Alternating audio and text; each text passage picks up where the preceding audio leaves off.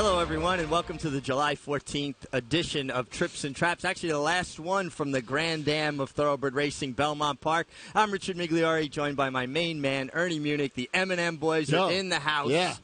And I think we got some interesting races to talk about. And interestingly enough, most of our Trips and Traps are about turf racing. This time, 3 dirt races, only 1 turf race. I didn't realize that beforehand, and I guess grass racing lends itself to more trips, given how the pace develops and so on and so forth. Normally speaking, I think somewhat of a track bias might have lent itself to what I see as trips, and Irad Ortiz is the star of Trips and Traps today. Today. Yes. And we know he's brilliant, but 3 out of the 4 races we will discuss him, but not in the first one. We're going to look at July 9th, race 4.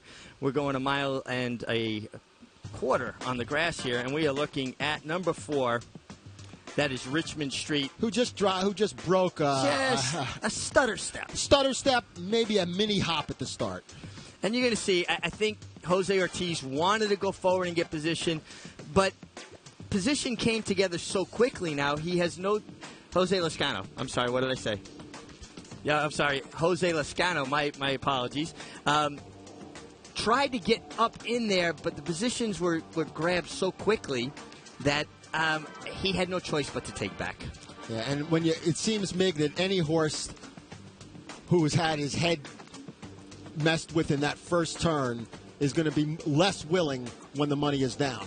He didn't quit. He stayed on, and I wonder, we talk about getting position going forward, and through no fault of his own, Jose Lascano was unable to do that because of the start. And it tells you again, now you see where he is here. If he had broken cleanly, and again, no fault of Jose, I believe he would have been here. The eventual winner revved up is right here. So I believe that he would have been much closer to the pace and would have used less energy going forward than he would have having to go backwards. Now, I don't consider this like an incredibly slow pace, but it was slow to moderate at best. And with revved up only a length and a half in the lead, I think that tells the story. And you can see a horse like Richmond Street, who even going into this race, I had a feeling is a bit of a plotter. Doesn't mean it's a knock. I mean, Slew of Gold, I think, was kind of a plotter. Not the quickness. There's no quick step. He doesn't have that acceleration. That's exactly. And now was 7 lengths off, 6-7 lengths off the lead at some point, or close to that, and it's a lot of ground to make up, given the pace, given the type of horse he is. Yeah, and it's interesting now. Now he'll go to Saratoga, and they do run marathon races there for maidens, a mile and 3/8. They used to run even a mile and 5/8. I want to see him around 3 turns going a mile and 3/8, and I want to see him be closer to the pace. Hopefully he breaks a little better. Now you're going to see he gets out in the clear here, and he gets out finished. I mean, even Caldera, who was behind him early, out kicks him through the stretch. I meant to point that out. But what's interesting here is he's really lingering on his left lead here. Keep an eye. Here he is, right here, on his left lead. Keep an eye on his front legs, because he's going to switch to his right lead very late, right there. Yeah, and then then you can see the difference. He starts to wear down a little bit the other horses. Yeah, and I just think if he had switched leads a little earlier, maybe he would have a little better finish. And I just thought it was a great opportunity to illustrate to people, when you talk about a horse changing leads, that was a perfect example of it. And as Mick said about Caldera, I just want to point out that maybe Caldera at this point has had more experience, more education, ran very well despite the pace as well. Might have been a little bit better, but I think Richmond in this race. But Richmond Street there's more room for improvement. Well, Caldera wound up behind Richmond Street, but a much smoother journey the first part. Absolutely. And it's really hard to qualify how much it takes out of a horse having to wrestle with him. And again, that was one where I can be critical of riders. This was no fault of Jose Lascano's. When the horse broke a stutter step slow, he didn't gain early position, and it illustrates how important starts are no matter the distance of a race, whether it's 5.5 or it's a mile and a quarter. I've heard you in interviews after races, trainers say to you, we're still trying to figure this horse out. We weren't sure, and we're learning more about him in the morning. It seems to me this is a horse they're still learning about. They don't know whether it's to take back or to go ahead, a work in progress. Well, I think he's a horse that'll be better served being closer to the pace because he doesn't have acceleration, but he does seem to have stamina. Let's continue on the same day, July 9th, race 6, the Victory Ride Stakes. And we're going to look at 2 horses here, starting with the 3, Flattery Will Get You, and the horse directly outside of her, the 4, One True Kiss. Here is Flattery Will Get You. Here is One True Kiss. Now, One True Kiss gets out-footed early, and Flattery Will Get You is head and head for the lead here.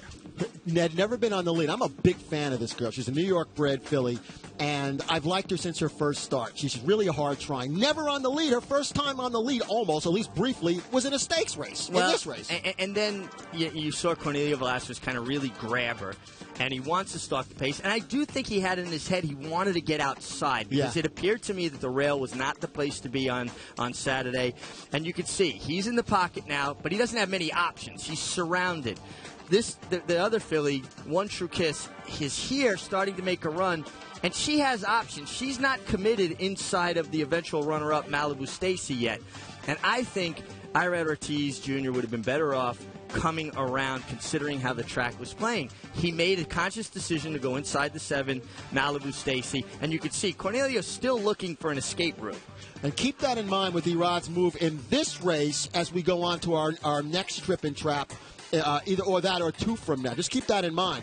But as we see them turn for home, they're actually going to be side by side here. Flattery inside and Flattery Will Get You inside. One True Kiss outside. But you could see Cornelio's trying to steer her away from the rail to get out in between these 2 horses. He doesn't have quite enough force to get there. Now watch what Irad's move here. He's going to go right-handed. He's going to duck inside the eventual winner.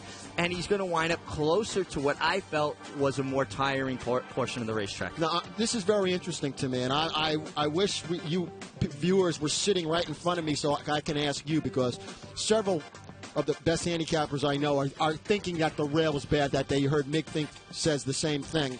I'm still on the fence with this. I'd like to see either have a couple, 1 or 2 run back, because, the more I look, I saw some action later in the day, and maybe horses weren't running their best. It's just will be interesting to see. Sometimes I'm looking too far. I'm agree, but it seems at this point that most of the brains in this game think the rail wasn't the best place. Well, just so I can be clear on how I approach things, when I handicap a race, I try to find the horse that I would want to ride.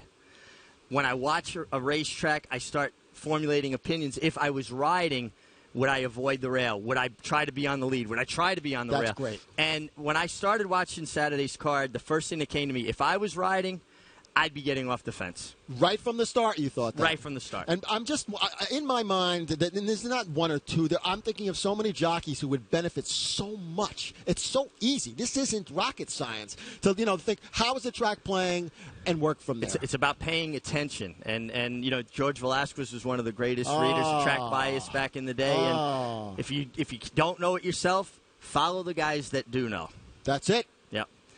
Let's continue on. The Suburban, race 9. We're looking at the inside horse, number 2, Mubtahij, who breaks from the rail on that turn, which is already an advantage.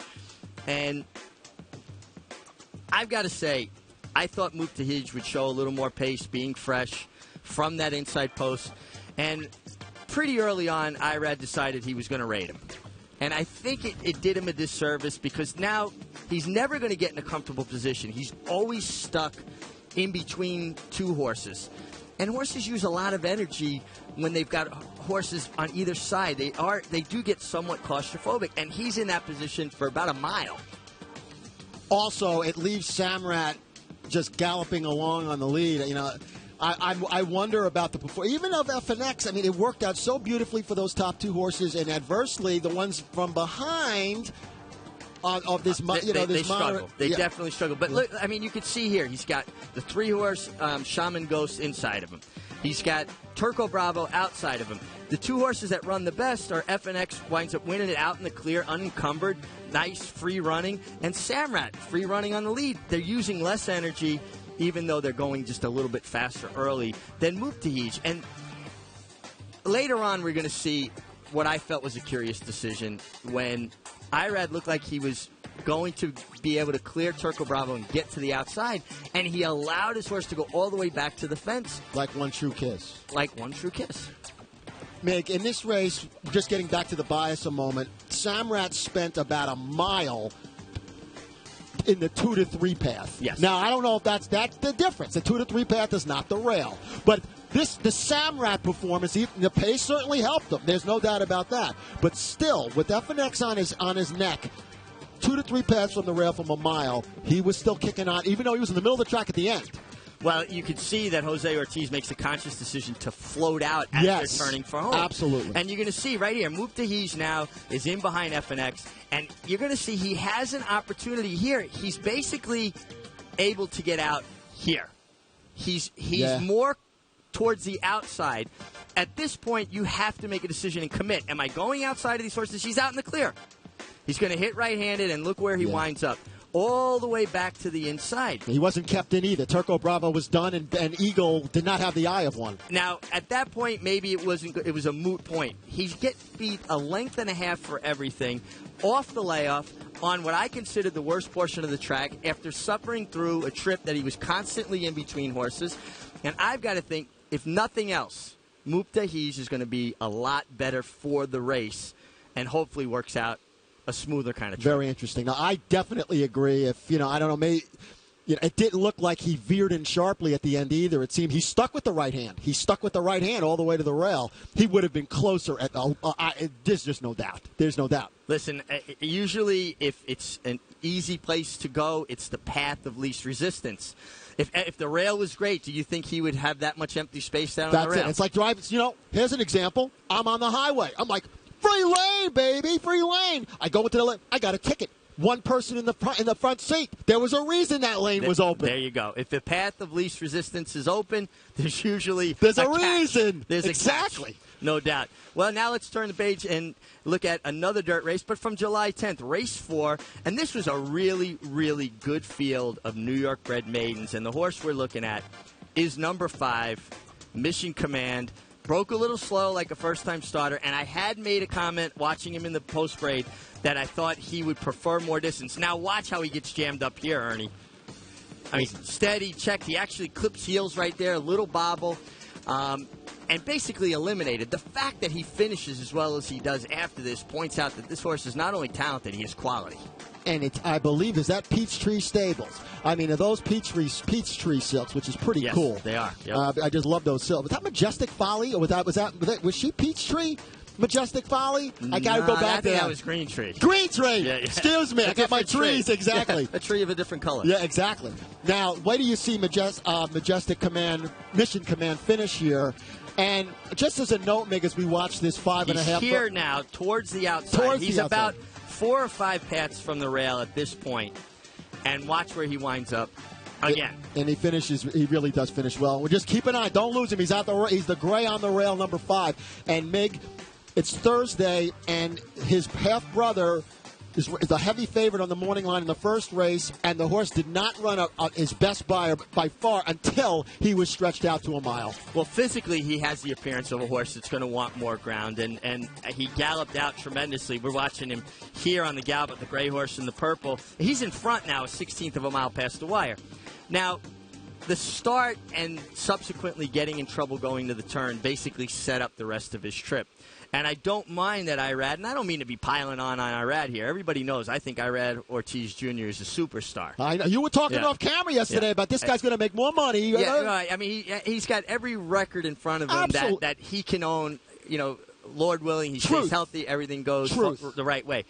Mission Command probably learned more and would be a better horse for a troubled first start and coming through traffic and diving to the rail. If I was a trainer after he got off the way he did, I would prefer get as much dirt in his face, get him bounce. Oh, absolutely. Really? Because normally one race adds up to about 5 works. Well, this was about 10 works. Yeah, very interesting horse. And I have to tell you, Megan, I know Rudy is not having one of his best meetings. I understand that. But I am amazed at the performances of his 2-year-olds, whether they're maiden claimers, the high-priced maiden claimers. I mean, they are runners. Well, some have pedigree, some don't. Some are inexpensive, some are fairly expensive. He can do it all. I mean, maybe grass racing is the one thing, but I mean, Rudy Rodriguez does not get enough credit for the work he does with young horses. Exactly what I'm trying to say. Very well prepared. Yes, no doubt. Mission Command is a horse that we will look for next time at Saratoga, going 6 furlongs or beyond. I think he'll be a very short price, and he will win. And we'll be looking for you in Saratoga as well. Don't forget, this is our last show from Belmont. We'll see you up in the spa. Trips and Traps at NYRAInc.com. We could use your help. See you upstate.